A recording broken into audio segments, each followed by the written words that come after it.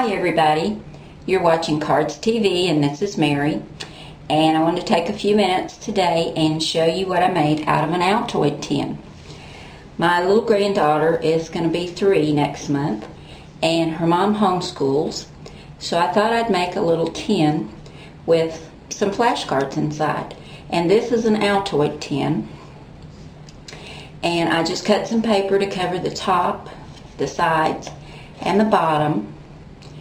And then I added the little apple and ABC, because inside the flashcards have the ABCs, and I also covered the inside because you could read the Altoid from there. But I'll show you these flashcards. I cut 26 cards, and the alphabet, I have the uppercase and the lowercase. That's on all those. But then on the back side of the cards, I put numbers as well. And I went up to the number 10. And when I got to the number 10, I thought, well, we need to do colors. So I did the color, the word for the color in the color that it is. Got red, blue, I've got them turned backwards. And when I got done with the colors, I went all the way through brown and then black.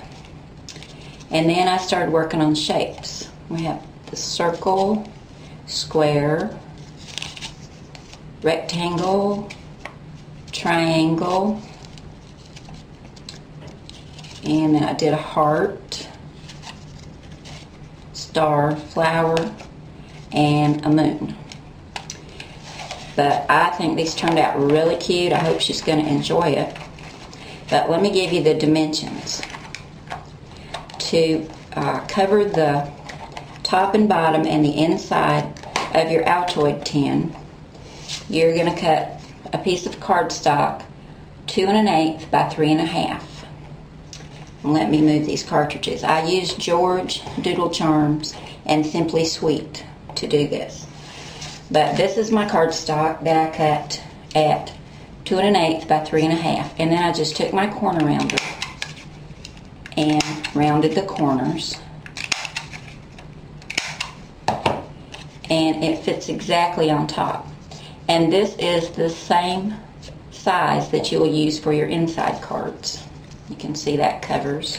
It'll cover the bottom. And to go around to cover this bottom part, or this bottom edge of the tin, I cut a strip 3/8 by 11 1/4. And you want to start in the back, because that's where you want your seam to come to.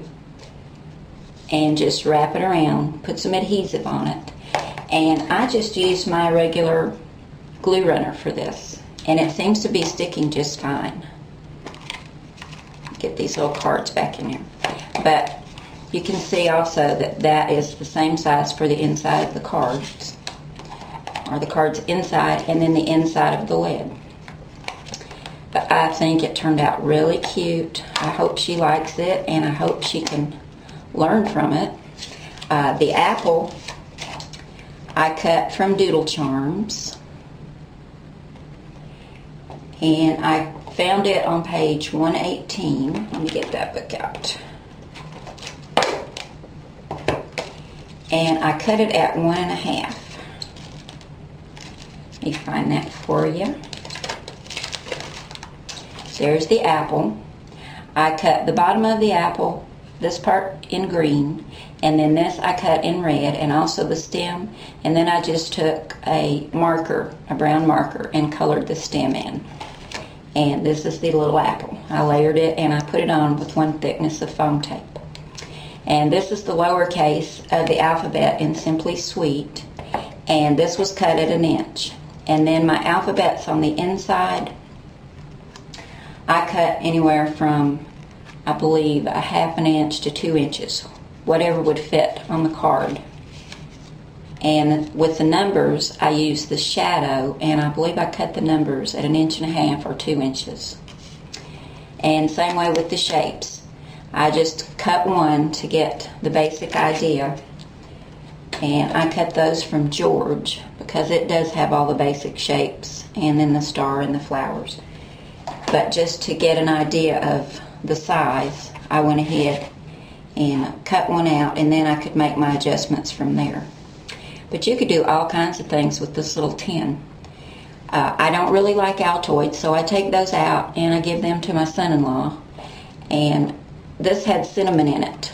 And once you dust it out, because it does have a little bit of Altoid dust in it, you don't smell it anymore. But I think that turned out pretty cute, and I bet y'all can come up with some other ideas for using an Altoid tin. But thanks for coming by today, and I hope to see you again soon. Bye now.